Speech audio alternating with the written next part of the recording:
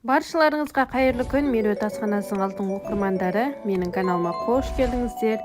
Сіздермен бірге өте дәмді, балғын болып пісетін, ерекше тағам дайындайтын боламыз.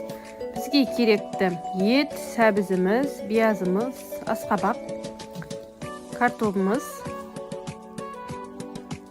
барлық көкөністерімізді турап алатын боламыз. Бізде еттен бастаймыз. Бірінші орташа көлемде етіп тураймыз. Менде жылқы еті. Сіздер енді қой етін, сиыр етін пайдалансаңыздар болады. Ескере кететін жағдай, жылқы етін мен тұздағанмын, тұз қоспаймын, соны ескеріңіздер. Енді сіздер тұз қоссаңыздар болады. Тұздалмаған ет болатын болса, жақсылап турап алатын боламыз. Енді кез келген тағамның еті мол болса, ерекше дәмді болатыны сөзсіз. Еті мол етіп жасаңыздар, міндетті түрде менің рецептіммен жасап, жанұяңызды Меруерт асханасымен бірге қуантып қойыңыз. Менің каналымда күнде жаңа рецепттер болады. Мені бақылап, қолдап, қарап жүріңіздер. Меруерт асханасына тіркелуді, лайк басуды, комментарий жазуды ұмытпаңыздар. Қазақша каналдың дамуына үлестеріңізді қосып, қолдап жүріңіздер. Менің каналымда күнде жаңа рецепттер, құрамы қол жетімді, тез дайындалатын, ерекше, дәмді, өзгеше тағам іздесеңіз, міндетті түрде менің каналымнан табасыздар. Сондықтан тіркеліп алыңыздар. Енді асқабағымызды, сәбізімізді, биязымызды турап алдық. Картопымызды да кішкентай бөліктерге бөліп, 5-6 бөліктерге бөліп шығамыз. Дәл видеодағыдай.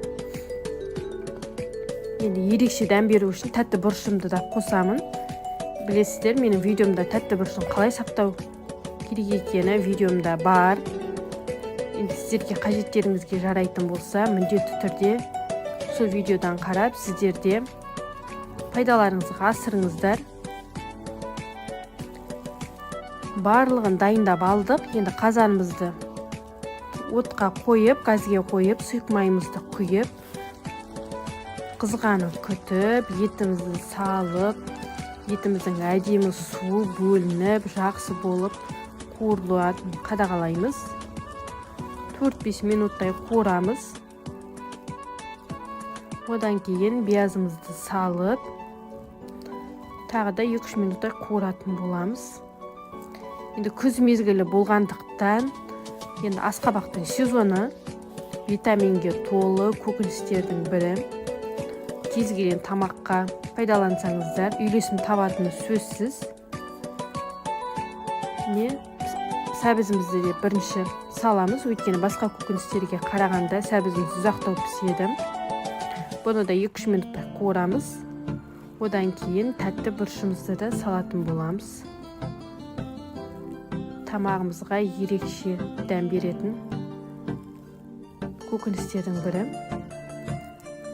Одан кейін біртіндеп басқа көкөністерімізді сала беретін боламыз. Менде ет тез піседі, жасмал еті болғандықтан барлық тамағымыздың 1 сағатта дайын болады.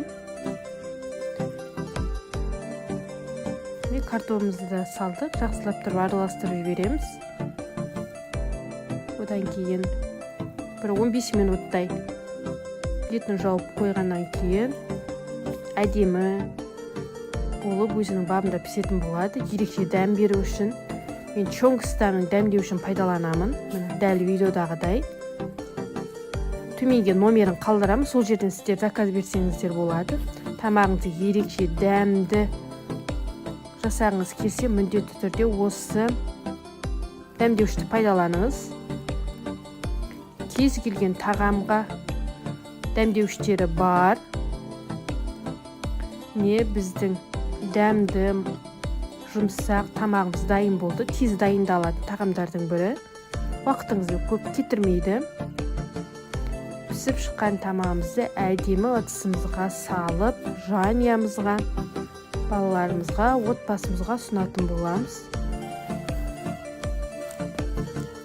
Менің рецептім сіздерге ұнайды деген ойдамын. міндетті түрде осы рецептпен жасап